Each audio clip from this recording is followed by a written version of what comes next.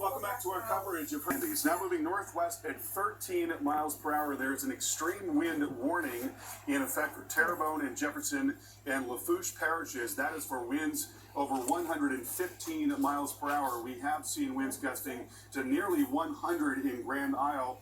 They are still getting hit very hard there. Galliano, the winds are picking up, and that eye wall is going to be coming right into Galliano.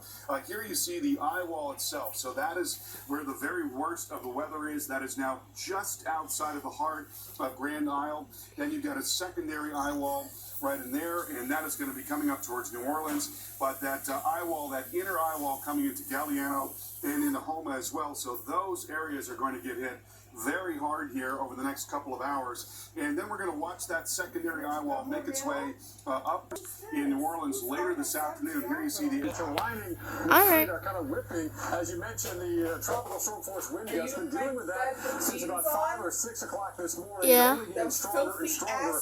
My bed is Trucks, which are kind of pre-staged here to respond to the power outages. Over 100,000 outages reported right now in southeastern Louisiana. And you have to remember, these are billing points. So a good minimum is at least a 3 times multiplier. So we're talking over 250,000 people now without power across southeast Louisiana alone because of Ida. That number will probably definitely grow, maybe to over the millions as well, as we're still seeing those strongest winds lash the area. And by the way, if you do lose power, you're not going to get it up for quite some time because those bucket trucks can't get up until the wind gets down below 30-35 miles per hour. It's just not safe. And our winds are well above that right now. We'll stay there potentially through tomorrow. Some of the models are saying we will lose the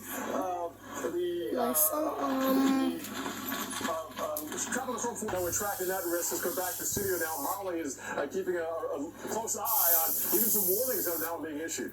Yeah, Paul, some of the impacts in this far outer region because a tornado warning just issued in Coast. So we're going to go ahead and zoom into this. This is just to the south and just to the southeast of Mobile, Alabama. It's a tornado warning for the county of Baldwin until 1:15 local time. And you can see as we flip over to velocity just how clear this signature is.